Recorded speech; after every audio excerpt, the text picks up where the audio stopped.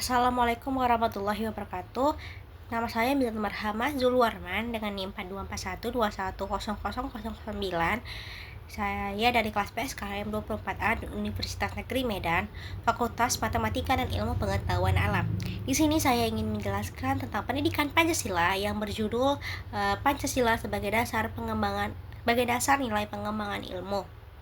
Nah, dari pengertiannya, Pancasila sebagai dasar nilai pengembangan ilmu, artinya kelima sila Pancasila merupakan pegangan dan pedoman dalam pengembangan ilmu, pengetahuan, dan teknologi.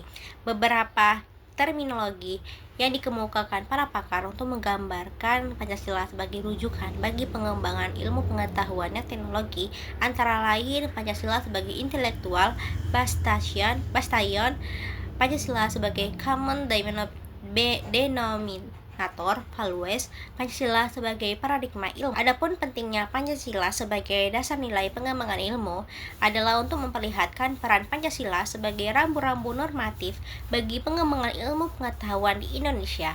Selain itu, pengembangan ilmu dan teknologi di Indonesia harus berakar pada budaya bangsa Indonesia itu sendiri dan melibatkan partisipasi masyarakat luas.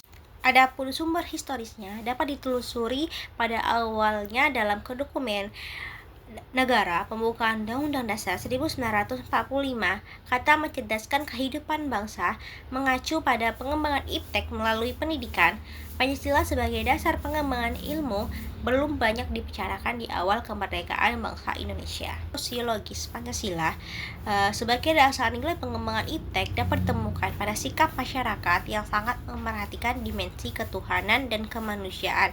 Manakala iptek tidak sejalan dengan nilai ketuhanan, kemanusiaan biasanya terjadi penolakan.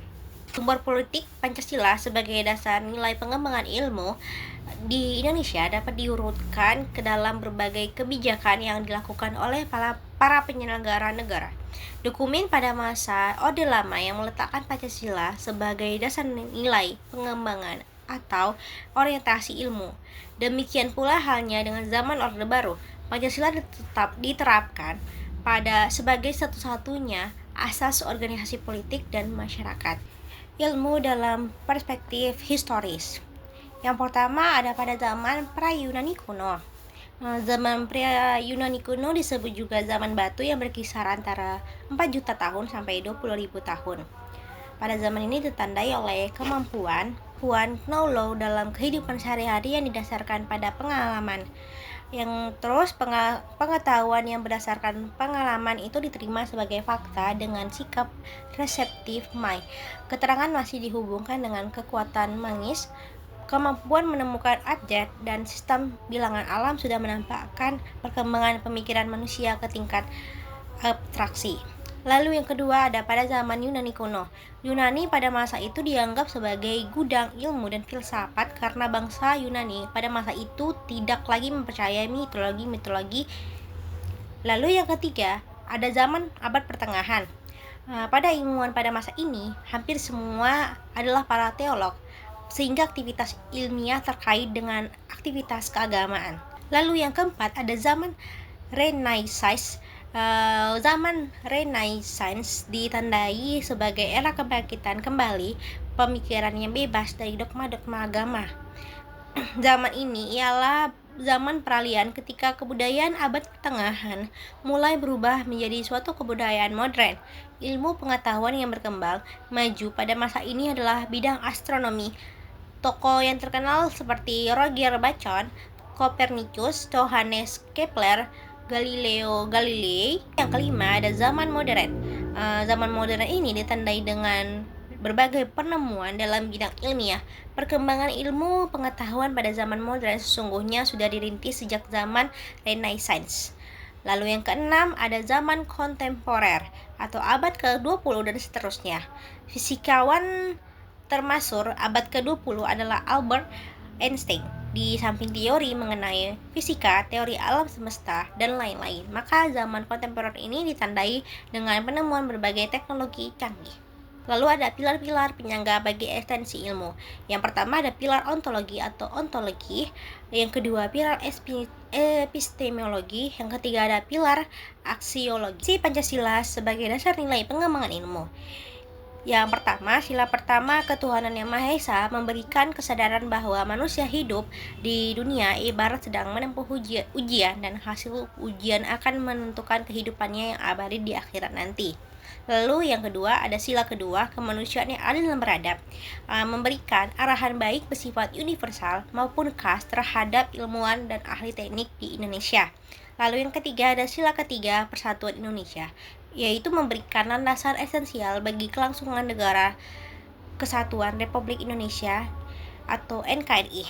Untuk itu, ilmuwan dan ahli teknik Indonesia perlu menjunjung tinggi asas persatuan Indonesia ini dalam tugas-tugas profesionalnya. Lalu yang keempat, ada sila keempat, kerakyatan yang dipimpin oleh hikmat kebijaksanaan dalam permusyawaratan atau perwakilan, memberikan arahan asas kerakyatan yang mengandung arti bahwa pembentukan negara Republik Indonesia ini adalah oleh dan untuk semua rakyat Indonesia. Lalu yang terakhir, ada sila kelima, keadilan sosial bagi seluruh rakyat Indonesia, memberikan arahan agar selalu diusahakan tidak terjadinya jurang atau gap atau kesejahteraan di antara bangsa Indonesia. Lalu ada sikap ilmiah ilmuwan, yaitu tidak ada rasa pamrih, bersikap selektif, adanya rasa percaya yang layak, adanya sikap yang berdasar pada suatu kepercayaan, adanya suatu kegiatan rutin bahwa seorang ilmuwan harus selalu tidak puas terhadap penelitian yang dilakukan. Seorang ilmuwan harus memiliki sikap etis atau dinamika dan tantangan Pancasila sebagai dasar nilai pengembangan ilmu. Dinamika Pancasila ini terlihat dari upaya menyesuaikan nilai-nilai dasar bangsa dengan perkembangan ilmu dan teknologi yang harus terus berubah. Pancasila berfungsi sebagai pedoman etis agar kemajuan iptek tetap sejalan dengan kemanusiaan, persatuan, dan kemajuan bangsa. Tantangannya muncul dari pesatnya teknologi, kesenjangan akses, pengaruh nilai global, serta rendahnya literasi sains yang dapat menjauhkan pengembangan ilmu dari nilai kemanusiaan dan keadilan. Karena itu, penerapan nilai Pancasila perlu terus diperkuat agar iptek berkembang secara bertanggung jawab. Sekian yang dapat saya sampaikan. Terima kasih. Assalamualaikum warahmatullahi wabarakatuh.